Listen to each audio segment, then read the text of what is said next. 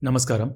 In my previous video, I spoke about the things that our current approach to education prioritizes and what's wrong with that. Basically, the scope of our current approach to education is by design limited to holding the employment and social respect of graduates as the highest achievement. And I spoke about how a lot of these limitations exist because of the fact that we still continue to use archaic educational structures and processes that are rooted in a different era. And today, we are presented with the opportunity to consciously design a new structure that offers us a possibility to create a modern enterprise that is forward-facing and future-ready and fundamentally broadens the scope of what education means. So today, I want to talk about how we can actually create a new structure with a highly evolved scope and make it the norm. Now, any attempt to fundamentally replace a dysfunctional structure requires a revolution. And revolutions are not quick, easy, straightforward, or without resistance. And it's quite easy to mistakenly channel our passion for change against existing structures rather than towards the building of a better one. And the worst part about destroying an existing structure that is dysfunctional is that if you are successful, it leaves a vacuum that becomes a breeding ground for things far more sinister than why we wish for change. So the dysfunction of the existing structure may be real, but our focus must be on building something better. The way I see it, the destruction of what is irrelevant is inevitable. But what is holding back the destruction of those archaic and irrelevant structures is the absence of something better. Therefore, in a sense, our focus must be on creating what is worthwhile and let the destruction of the archaic structures happen as an inevitable natural consequence. And any attempt to revolutionize the education culture cannot happen without deep consideration to one thing, which is what the people want. Because at the end of the day, anything will only find momentum if the people at large embrace it and show enthusiasm for it. Today, there are many small pockets of schools and institutions that take highly evolved approaches to education. But unfortunately, all of these happen in small circles and within the confines of closed quarters. Their approaches may be highly evolved and even prioritize the personal evolution of the students, and they may offer a lot of liberty to them. But ultimately, these happen in ways that are not scalable.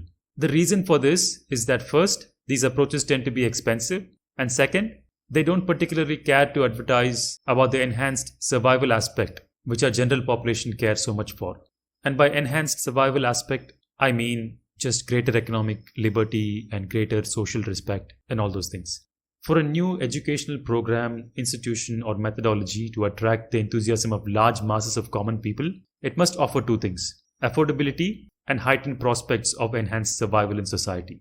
Any approach that fails at these two vital criteria is bound to fail at being a scalable system for the masses. As for an individual student, there are two potential outcomes of education that are of interest. One is enhanced survival, which involves social respect and great finances, and the other is personal evolution. Of course, the new structure that we envision is going to focus on personal evolution because that's the whole point of having a new structure.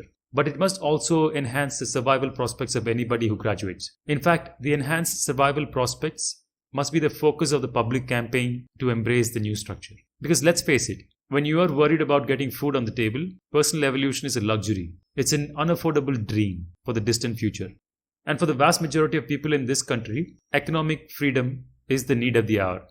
The bottom line is that any new structure designed to be a scalable and popular system that earns the enthusiasm of the masses has to essentially be geared towards promoting economic freedom at a large scale and at a very affordable cost. And this is going to be the engine of transport to move our core agenda of creating a new structure of education that prioritizes individual personal evolution at a large scale.